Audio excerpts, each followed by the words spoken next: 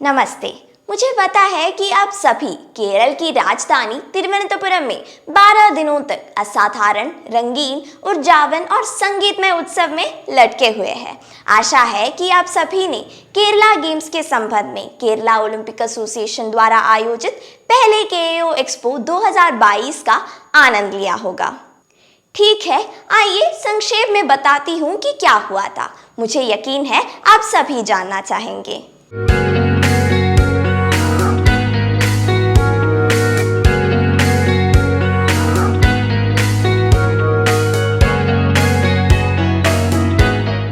जैसे कि आप सब जानते हैं, केओ एक्सपो की शुरुआत नरेश अय्यर की अद्भुत संगीतमय रात के साथ हुई, जिसमें आलाप राजू के पावर पैक्ड परफॉर्मेंस भी थे।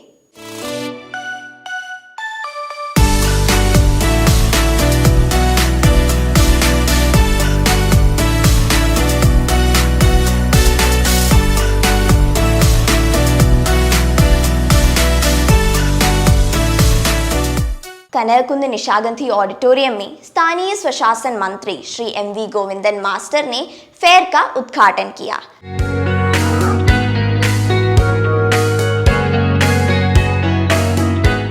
मंत्री ने कहा कि केरला ओलंपिक एसोसिएशन द्वारा आयोजित केरला गेम्स और संबंधित एक्सपो भारत में अपनी तरह का पहला होगा। यह केरला गेम्स सपने को साकार करने की दिशा में पहला कदम है। केरला गेम्स के विजेता भविष्य में ओलंपिक एथलीट बनेंगे। मुख्य वक्ता retired justice Shri MR. Hariharan Nair ने कहा कि यह बच्चों की प्रतिभा की खोज करने और उन्हें अंतर्राष्ट्रीय स्तर के एथलेटिक परिश्रम देने में महत्वपूर्ण भूमिका निभाएगी। कनरकुंद में उद्घाटित केरला गेम्स के हिस्से के रूप में आयोजित केओ एक्सपो में पूरे भारत के व्यापारियों द्वारा 350 से अधिक स्टॉल लगाए गए थे। कनरकुंद महल के प्रवेश द्वार के पास और महल के पीछे स्टॉल लगाए गए।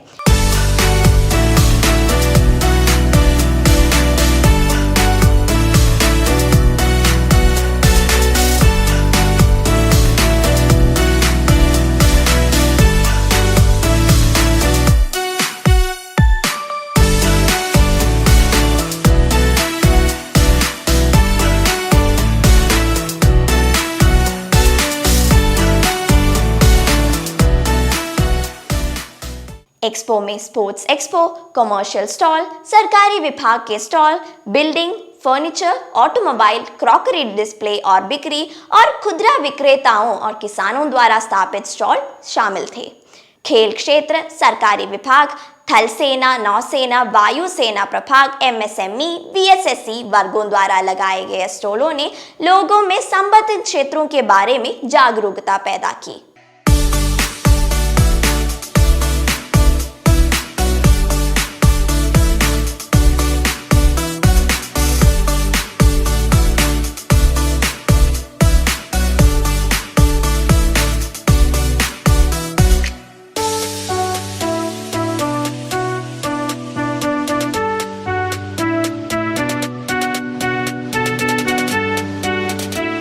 इन सब के अलावा मेले का मुख्य आकर्षण पुष्पोत्सव था, जिसमें सैकड़ों फूल थे।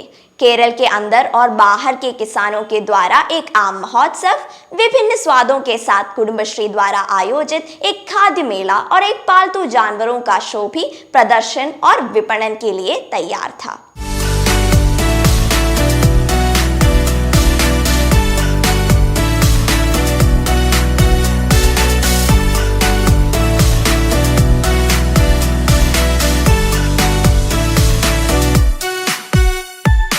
Viewers village fashion show Asian book of world records में दर्ज हुआ है। अभिनेत्री पार्वती जयराम और उनके बेटी मालविका जयराम ने मदर्स डे पर एशिया के सबसे बड़े सतत फैशन शो का जश्न मनाने के लिए ट्रांसजेंडर्स, गृहिणियों, बच्चों, बुजुर्गों और पेशेवरों सहित 250 से अधिक मॉडलों के साथ मिलकर काम किया।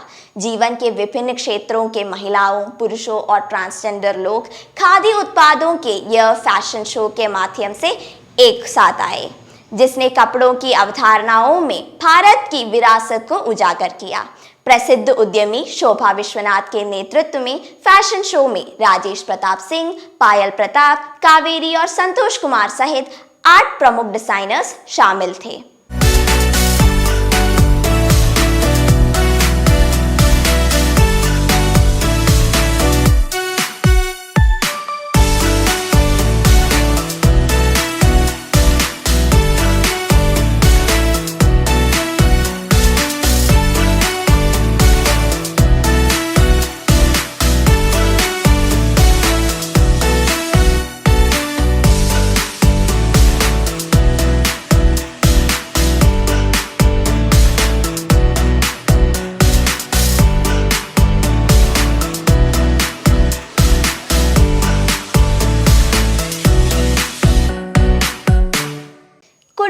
उद्यमियों ने स्वाद और संस्कृति को मिलाकर एक डाइनिंग टेबल पर भारत के विभिन्न राज्यों और केरल के 8 जिलों से 14 फूड कोर्ट तैयार किए।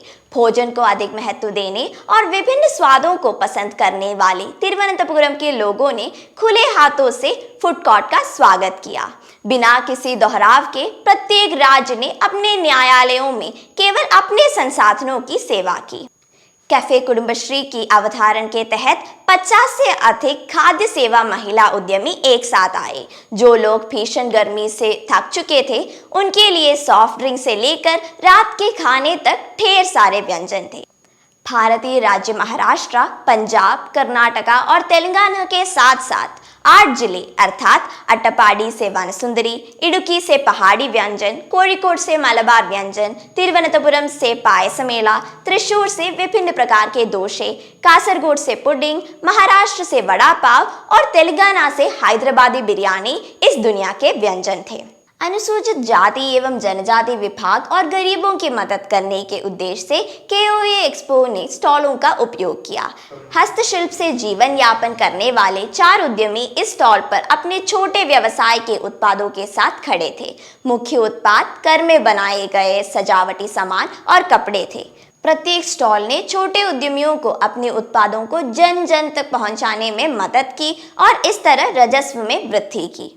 केरला ओलंपिक एसोसिएशन द्वारा आयोजित KOA एक्सपो उन लोगों के परिवारों के लिए एक दरवाजा था जिन्हें कोविड की वजह से भूखमरी के कगार पर पहुंचना पड़ा था। कार्तिका मॉडल हैंडीक्राफ्ट के तहत मेले में लकड़ी के हाथियों, वॉल हैंगिंग्स, की होल्डर्स, बुक होल्डर्स, चकला और अखबार अनिल लाए थे। कोविड ने अनिल के कुटीर उद्योग के साथ साथ अन्य सभी उद्योगों को भी प्रभावित किया। अनिल को अपने उत्पाद आधे से कम कीमत पर बेचना पड़ा। इस स्थिति से मुक्त होने के पहल अनिल के लिए KOA एक्सपो का दरवाजा खुला। किलिमानूर के मूल निवासी अजयन होम डेकोरेशन नामक एक अभिनव विचार के साथ KOA एक्सपो में आए थे। अपने स्टॉल में अजयन ने सागौन के बने फोटो फ्रेम लगाए। प्राकृतिक कला की अवधारणा इस परियोजना की रीढ़ थी।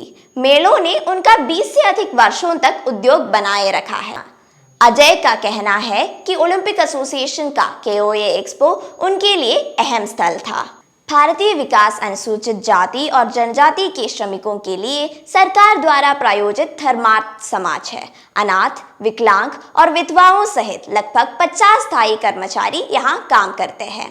उनके द्वारा बनाए गए शर्ट और अन्य वस्त्र KOA एक्सपो में अनुसूचित जाति और जनजाति विभाग के एक स्टॉल पर बेचे गए।